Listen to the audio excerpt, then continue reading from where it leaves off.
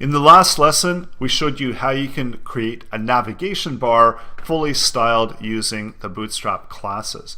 Now, whenever we collapse it, we're still missing a way to open up and uncollapse this navigation bar, which we would typically expect on the smaller screens. And Bootstrap gives you full control to take care of this, and it's got a lot of great options for this. So typically, we might use a button element in order to do this, and again, the magic really happens within the classes. So everything with Bootstrap is related to these classes, and this is where Bootstrap picks up the information that it needs in order to make all of these actions happen. So this class is called Navbar toggler. So that means that it's a toggler for the toggleable class down here just below. And we are going to hook these together. I'm going to show you how. So again, we've got that option to hide it. So we can do hidden, and we're going to hide it on SM up. So if we don't hide it, it's going to be always visible. And this is again new with Bootstrap 4, where we've got the ability to set that breakpoint whenever we want this navigation bar to show up. So let's do buttons. So we need to specify that this is a type button. We've got also some attributes here. So these are Bootstrap attributes that you need to include for your toggle button to be able to work. So the first one is that it's a data toggle collapse, so that Bootstrap understands, or the web browser can understand and relate that this is the action that we want to take with this button whenever it gets clicked. So it's going to pick up all of these attributes and information accordingly when we've got these classes in place. So data target is another super important one, and this is where we need to specify that we're targeting to nav tog. So whatever we had given this ID, make sure that we're setting it up as that to be the target. And then let's shut this down, and we'll take a look at it within the browser. So when I refresh it, so I get my navigation toggle bar there, and whenever it shrinks down. So notice that it's not quite working yet, so we still have to finish that hookup, but essentially we've got our button showing up whenever we shrink down to the size of the screen. Whenever we enlarge it, then we get all of these items showing back up. So let's update the one mistake that's left here. And this is important to note that when you are specifying a data target, it doesn't actually know what target this is. So it doesn't know if this is an ID or a class or a tag. So we need to specify it just as we would with CSS, where we include that hash.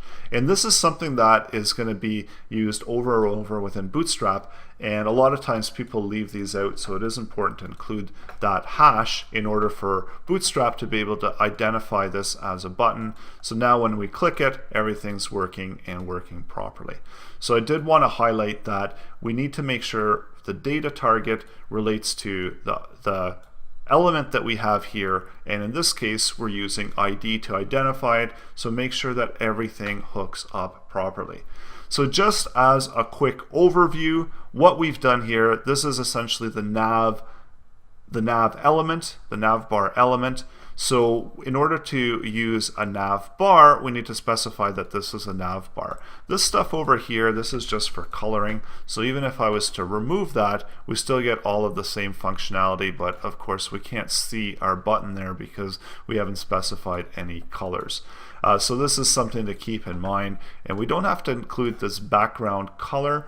So we can do something where we can set a color, we can set it up in our CSS and create our own color, or we can add an inline style, and we could do something like background color and do something like red. So we can pick, so now with Bootstrap we've got a lot more options for the background colors. So if you want red, there you go, that's how you do red. And if you pick a color that is a light color, then make sure that you're specifying that the navbar dash light is the color of the font. So this just specifies the color of the font, and then the other one we're specifying the background.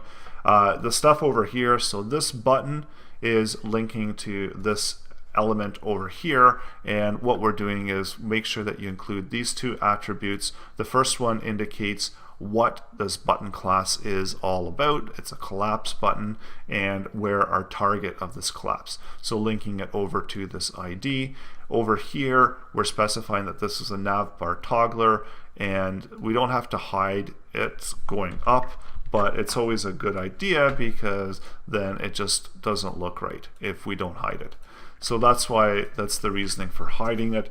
And usually when you're hiding it, you keep it in line with this toggleable. So if I was to change this to MD, we could change this to SM, and now our breaking points would be different. So whenever we shrink it down, so we're not quite as small when we're shrinking it down. And then of course you have to adjust these accordingly as well, because we're still floating SM right. So then this one would have to be changed to MD, so it's in line with that.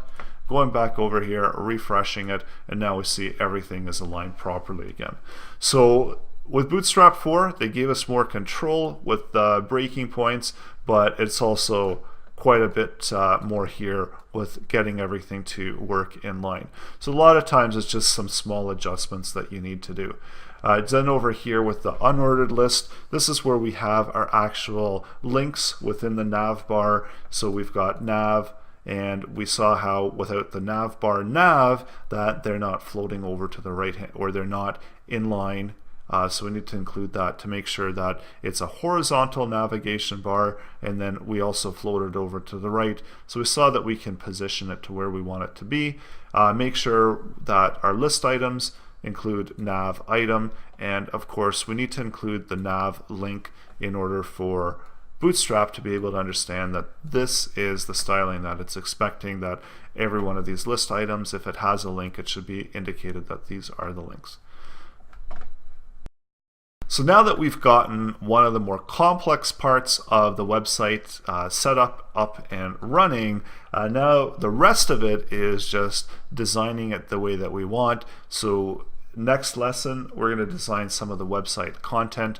So again, depending on what you want to do with your website, if you want to have how many columns you want to have in your website, and so on. This is so easy to do with Bootstrap using the grid setup. So we're going to be taking you through that in the upcoming lesson.